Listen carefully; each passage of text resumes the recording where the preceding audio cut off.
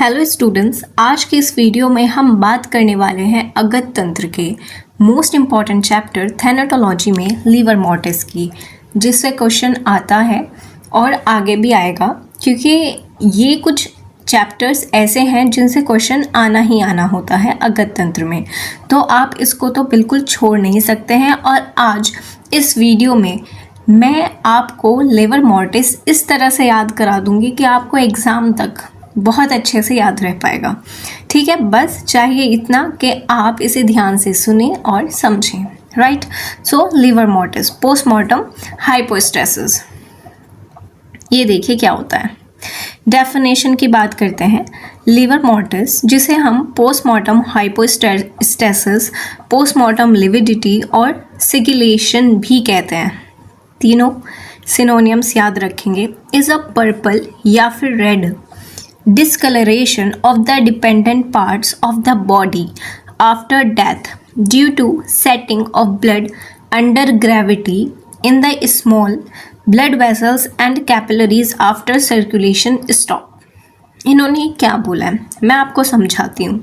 It usually appear in the dependent part, ये बात याद रखेंगे, मैं इसे हाईलाइट अगर करूँ, पेस इन द डिपेंडेंट या फिर lower part of the body पर होता है। कौन से पार्ट्स पर? Dependent part. Area pressed against the ground remain pale because blood can not collect there. क्या बोल रहे हैं मैं आपको बताती हूँ एक इमेज दिखाकर कि ये इस तरह से होता है। ठीक है, जब आप समझ पाएंगे इसे। अब आप इसे यहाँ पर देखिए और फिर समझने की कोशिश कीजिएगा। बॉडी अगर इस तरह से है, ठीक है, सुपाइन पोजीशन में है, तो आप इसे कैसे समझेंगे कि जो ग्रेविटी की वजह से ब्लड नीचे की तरफ आ जाता है, यानी ग्रेविटी का फोर्स अब यहाँ पर कहाँ लगेगा? नीचे को लगेगा। यानी इधर साइड आप मेरे पेन पर फोकस कीजिएगा, यहाँ पर, यहाँ पर, यहाँ पर और यहाँ पर, यहाँ पर, यहाँ ये सारी चीज़ें वो हैं जहाँ पर ब्लड इकट्ठा हो सकता है ग्रेविटी के फोर्स की वजह से। तो ये बोल रहे हैं कि ब्लड का इकट्ठा होना और ब्लू, पर्पल या फिर रेड कलर का एक स्टेनिंग हो जाती है, इसे ही लीवर मोर्टिस कहते हैं। होता कहाँ पर है? डिपेंडेंट पार्ट्स पर। डिपेंड यानी जो नीचे की तरफ होते हैं, जिन पर ग्रेविटी डिपेंड कर रही है। समझ आ रहा है? ग्रेविटी का फोर्स जिस पे लगकर ब्लड नीचे की ओर इकट्ठा हो रहा है, और जहाँ इकट्ठा हो रहा है वहाँ पर रेड कलर का एक स्टेन बन जाता है, तो उसे ही पोस्टमार्टम लिविडिटी कहते हैं। ये देखिए, जैसे अब आपसे मैं पूछूं कि कहाँ कहाँ पर इस पर्सन में ब्लड इकट्ठा हो सकता है, तो देखो यहाँ से शुरू करते हैं। यहाँ पर हो सकता है, यहाँ पर हो सकता है, यहाँ पर हो सकता है, यहाँ पर हो सकता है, यहाँ पर, यहाँ पर और यहाँ पर और यहाँ पर हो सकता है। तो ये क्या है? डिपेंडेंट पार्ट्स है। अब हम पढ़ते हैं अपनी वही डेफिनेशन। तो देखो, लीवर मोर्टिस क्या होता है? सब पर्पल या फिर रेड। क्यों? क्योंकि ब्लड है। Discoloration of dependent part, dependent part भी मैंने आपको बता दिया है। आफ्टर डेथ, डेथ के बाद ही होता है, क्योंकि डेथ से पहले क्या होता है? सर्कुलेशन होता रहता है, तो ब्लड ग्रेविटी से एक जगह इकट्ठा नहीं होता है, सेट नहीं होता है, due to setting of blood under gravity in a small blood vessels and capillaries after circulation stop. जब सर्कुलेशन स्टॉप हो जाता है, जब भी तो ब्लड इकट्ठा होने लगता है किसी एक जगह। ठीक है, कहाँ पर होता है? डिपेंडेंट लोअर पार्ट्स पर। अभी मैं आपसे एक सवाल पूछूंगी जो कि आगे आएगा कि हैंगिंग में कहाँ पर होगा, ड्रोनिंग में कैसे होगा, ये सारी चीज़ें आपको ध्यान रखनी होती हैं। एमसीक्यू में इससे क्वेश्चन आ सकते हैं, ऑल्दो ये पूरा क्वेश्चन लॉन्ग में आ सकता है, शॉर्ट में आ सकता है, और इसके छोटे छोटे पॉइंट्स आपके एमसीक्यू के लिए भी बहुत ज़्यादा इंपॉर्टेंट होते हैं। सो ये टॉपिक अपने आप में बहुत ज़्यादा इंपॉर्टेंट है और इसे समझना। मैंने जो भी पॉइंट्स कवर करे हैं अकॉर्डिंग टू सिलेबस है, तो आप बिल्कुल भी नहीं घबराइएगा कि सिलेबस में तो ये नहीं है और मैंने पढ़ाया नहीं है। तो मैंने वो सारी चीज़ें पढ़ाई हैं जो सिलेबस में आती हैं। ठीक है, अब इसके मैकेनिज्म की बात करते हैं। आफ्टर डेथ, डेथ के बाद क्या होता है? Heart beat stops.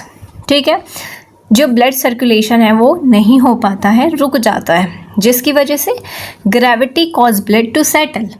अब ग्रेविटी के फोर्स की वजह से ब्लड क्या होने लगता है? सेटल होने लगता है। कौन से पार्ट्स पर? डिपेंडेंट पार्ट्स पर। ठीक है। Capillaries and venules become distended, small vessels जो है वो क्या हो जाता है, उसमें ब्लड भर जाता है। कहाँ पर? डिपेंडेंट पार्ट्स पर। डिस्कलरेशन क्यों होता है? क्योंकि वहाँ पर ब्लड ज़्यादा हो रहा है, इकट्ठा हो रहा है, तो या तो रेड होगा। रेड का मतलब है कि वो ऑक्सीजनेटेड है, लेकिन ऑक्सीजनेटेड ब्लड तो नहीं रह पाएगा क्योंकि रेस्पिरेशन तो नहीं चल रहा है, तो पर्पल कलर होता है ड्यू टू डीऑक्सीजनेटेड ब्लड। ठीक है, पर्पल या फिर ब्लू कलर। इसके बाद fixation occur later after some hours blood haemolyse break down and stain tissues permanently. इससे क्या हो जाता है, वो परमानेंट हो जाते हैं। कब तक के लिए, ये हम आगे पढ़ेंगे। इसके बाद डेवलपमेंट ऑफ लिवर मोर्टिस, किस तरह से डेवलप ये होता है, चलिए ठीक है। चलो सबसे पहले इसके स्टेजेस।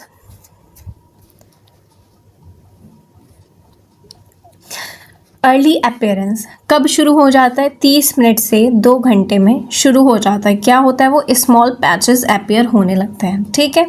वेल डेवलप हो जाता है 4 से 6 घंटे में। लिविडिटी बिकम ओवियस, वो दिखने लगता है ऑल ओवर द बॉडी के हाँ यहाँ पर ये डिपेंडेंट पार्ट्स हैं और इन पर पोस्टमार्टम लिविडिटी है।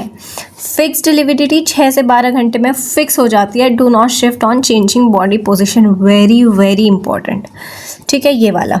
ये क्या होता है, ये क्या होता है, देखो अक्सर क्या होता है कि जो बॉडी है अगर वो एक ही जगह पर रखी है तो जहाँ पर वो ब्लड इकट्ठा होगा तो वहीं पर रहेगा, क्योंकि बॉडी मूव नहीं कर रही है तो वेल डेवलप और फिक्स लिविडिटी सेम हो जाएगा, है ना, कोई फ़र्क नहीं है। लेकिन मान लीजिए कि कोई बॉडी पानी में है और पानी के बहाव के साथ वो बॉडी भी बहती जा रही है, कभी उसकी पोजीशन सुपाइन है तो कभी प्रोन है, तो इस तरह से जब उसकी पोजीशन चेंज होती रहती है तो वहाँ पर जो लिवर मोर्टिस है वो स्टेबल नहीं हो पाता।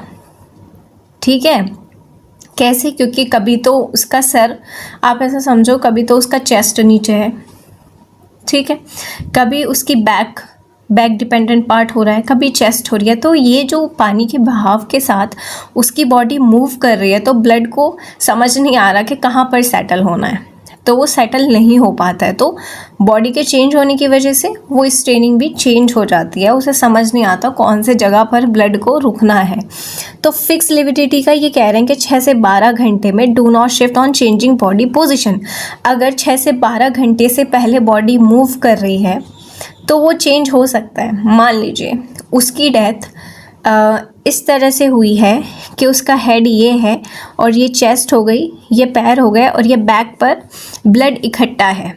आपने उसकी पोजीशन चेंज कर दी, हेड नीचे, बैक ऊपर, चेस्ट नीचे और ये पेट आ गया और ये टोज आ गए, तो इस तरह से क्या हो जाएगा, चेंज हो जाएगा। फिर जहाँ पर आपका लिवर मोर्टिस, आप ऐसे इससे समझेंगे, देखो अब ये सीधी बॉडी है तो यहाँ पर इस पर स्टेनिंग हो रही है, लेकिन अगर मैं बॉडी पलट दूँ तो कहाँ कहाँ पर हो जाएगी, यहाँ पर, यहाँ पर, यहाँ पर और यहाँ पर हो जाएगा। समझ आ रहा है?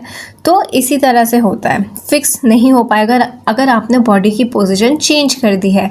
और अगर आप ऐसा करते हो किसी भी बॉडी के साथ तो ये एक बहुत बड़ा चेंज कॉज कर सकती है, क्योंकि ये बताती है, लिवर मोर्टिस बताता है कि बॉडी की पोजीशन क्या है, और आपने अगर वो चेंज कर दिया है तो ये इन्वेस्टिगेशन में मुश्किल डालता है कि पोजीशन क्या थी डेथ की। ठीक है,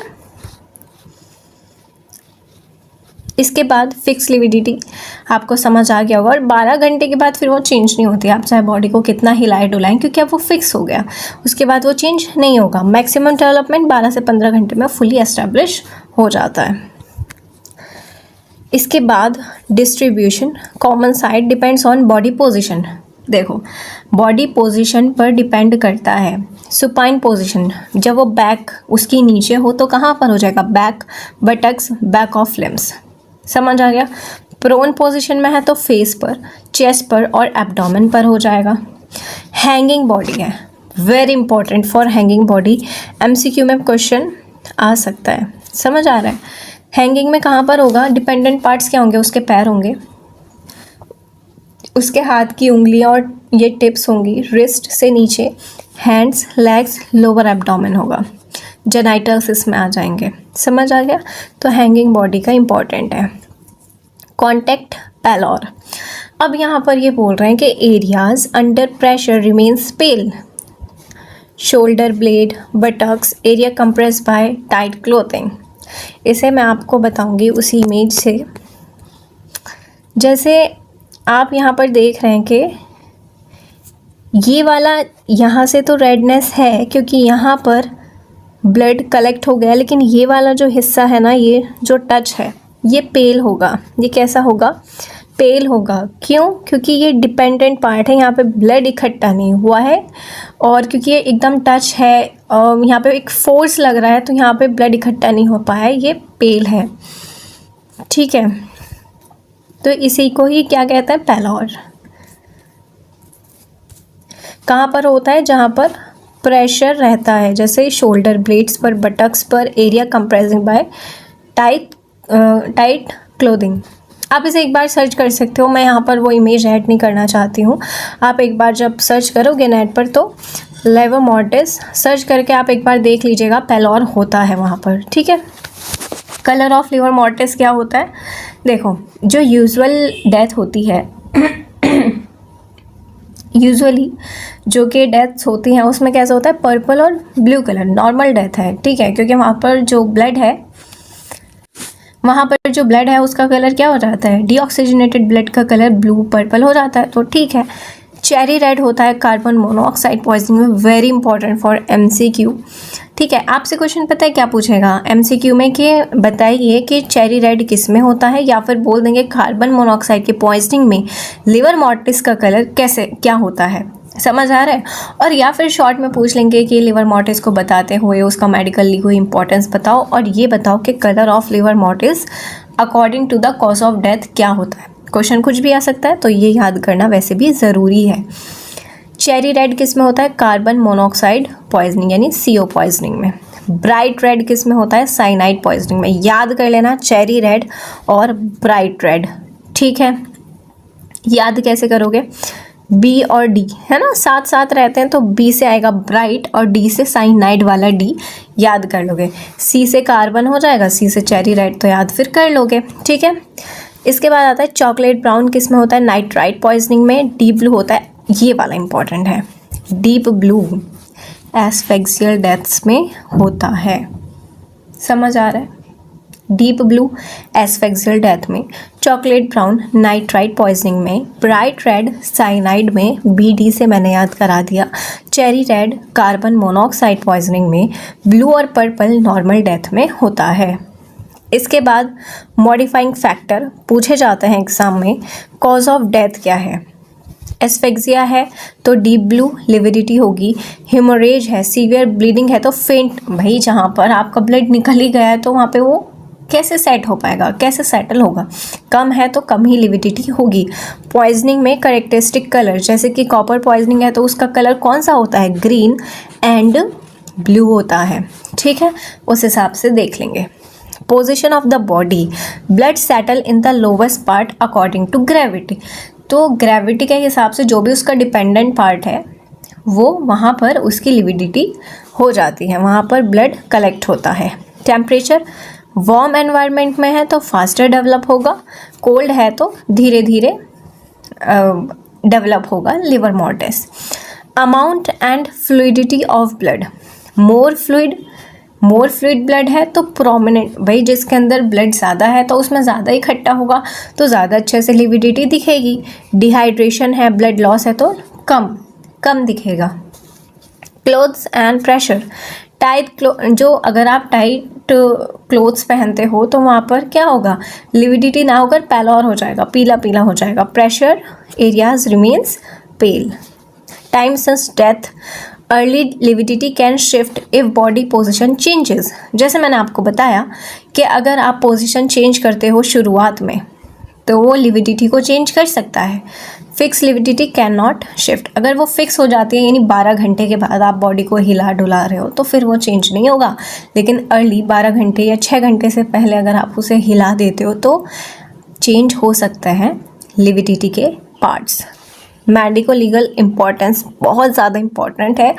Elgar mortis, liver mortis, rigor mortis, इसके आपसे जो एग्ज़ाम में पूछता है मेडिको लीगल इम्पोर्टेंस ही पूछता है, पूछे वो चाहे जो कि आप इसका मॉडिफाइंग फैक्टर बताओ, आप इसमें कलर्स बताओ कॉज ऑफ डेथ के अकॉर्डिंग, वो तो पूछेगा ही पूछेगा, वो तो पूछना उसका मन है। लेकिन ये हर सवाल में पूछेगा कि मेडिको लीगल इम्पोर्टेंस बताओ, क्योंकि ये 3 टॉपिक ऐसे हैं मेडिको लीगल, इनकी इम्पोर्टेंस बहुत ज़्यादा है, यही इम्पोर्टेंट भी है, तो इसे तो आप रट लीजिएगा। इससे क्या पता चलता है, सबसे पहले helps estimate time since death. इससे क्या पता चलता है, डेथ कब हुई थी, टाइम पता चलता है। Degree and fixation of lividity help approximate postmortem interval. देखो, अगर लिविडिटी स्मॉल पैचेस में तो पता चल जाएगा कि अभी आधे घंटे से 2 घंटे हुए हैं, ठीक। वो थोड़ा सेटल होने लगा है, ब्लड ज़्यादा एरिया पर कवर करने लगा है, इससे मतलब 2 घंटे से ज़्यादा हो गए। फिक्स हो गई है तो इसका मतलब 12 घंटे से ऊपर हो चुका है। तो ये बताता है आपको टाइम कि कब इसकी डेथ हुई होगी। Indicate position of the body after death, important point है। Distribution shows original body position, blood जिस पार्ट्स में कलेक्टेड है, सेटल्ड है, तो ये पता चलता है कि वो नीचे होगा, वहाँ पर ब्लड जमा हुआ है ग्रेविटी की वजह से। For example, lividity on back suggest body was lying supine, क्योंकि अगर बैक पर आता है ब्लड, लिविडिटी बैक पर दिखती है, तो इसका मतलब ये है कि बैक उसकी नीचे थी और चेस्ट ऊपर थी, यानी सुपाइन पोजिशन में वो था।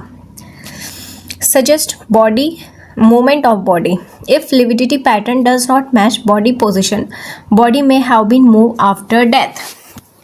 अब आपने पता है क्या किया, मान लीजिए किसी भी पर्सन की डेथ मैं आपको बनाकर बता दूं, ऐसा आप देखिएगा, देखो ये कोई पर्सन है, ये हेड है, ठीक है, और ये टोज़ है, समझ आ गया, समझ पा रहे हो सुपाइन पोजीशन को। तो आपने ये है कि इसकी डेथ इस पोजीशन में हुई थी, समझ आ रहा है।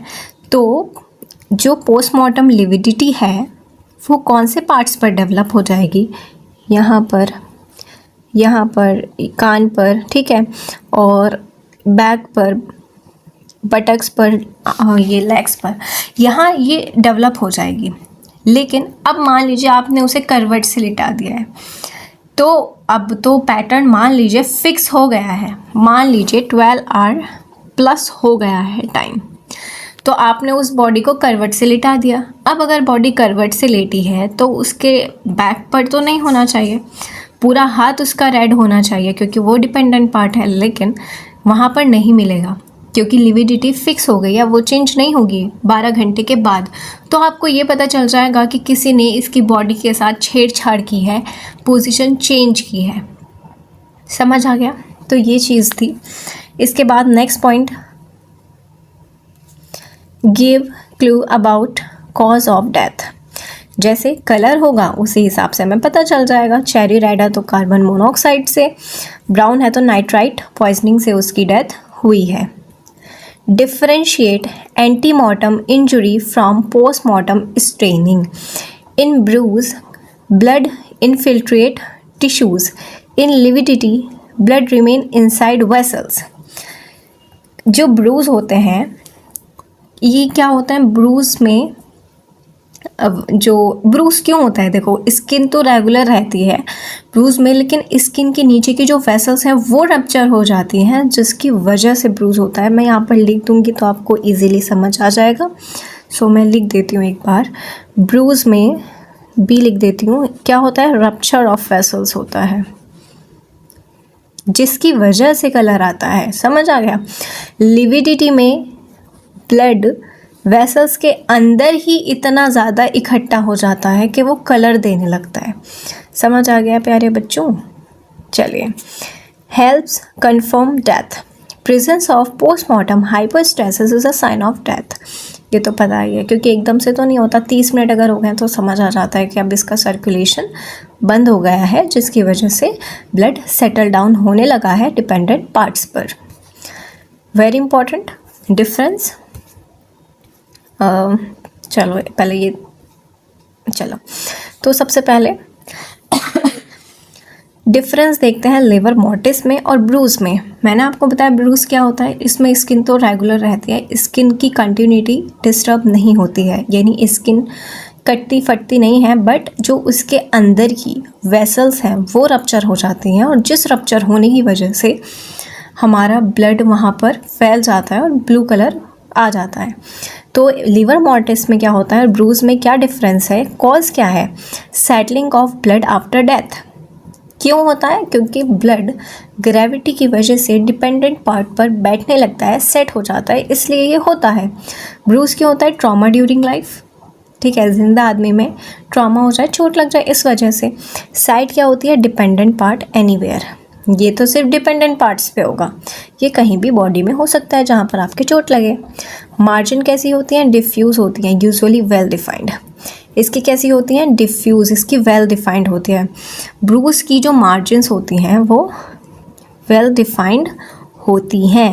इंसीजन में क्या होता है, ब्लड ओजेज आउट, एंड यहाँ पर क्या होता है, टिश्यू इन्फिल्ट्रेशन सीन। ये डिफरेंस समझना इम्पॉर्टेंट है। देखो यहाँ पर ये कह रहे हैं इंसीजन यानी कट लगाना। अब इसमें दो बातें हैं, एक तो आप टिश्यू पर कट कर रहे हो या फिर आप ब्लड वेसल कट कर रहे हो, समझ आ रहा है। तो मैंने आपको बताया कि जब ब्रूज होता है तो जहाँ जो वेसल्स होती हैं वो रप्चर हो जाती हैं, राइट। लेकिन पोस्टमार्टम लिविडिटी में जो वेसल्स हैं वो रप्चर नहीं होती, उसमें ब्लड भर जाता है। तो अगर आपने उन वेसल्स को कट करा तो ब्लड बाहर आ जाएगा, लेकिन अगर आपने टिश्यू को कट करा है लिवर मोर्टिस में तो धीरे धीरे ब्लड आएगा, क्योंकि वो तो सारा वेसल्स में है। यहाँ पर ब्रूज में कह रहे हैं कि आपने टिश्यू भी काट दिया तो ब्लीडिंग आपको दिखेगी। क्यों, क्योंकि वो तो टिश्यू में फैल गया, वेसल्स तो फट गई है, अब वेसल से निकल के वो सारे टिश्यू में फैल गया, तो इस वजह से आपको वो टिश्यू में दिखने को मिलेगा। टिश्यू इन्फिल्ट्रेशन मतलब वो टिश्यू में भर गया। Effect of pressure, blanches in early stages do not blanch. इसका क्या मतलब है, देखो इसे मैं आपको कैसे समझाती हूँ, देखिए बनाकर बताऊंगी मैं। ये है, एक ये टिश्यू है, एक ये ब्रूस के लिए है, समझ आ रहा है। तो अब मान लीजिए आपके इस पूरे एरिए में लिवर मोर्टिस है।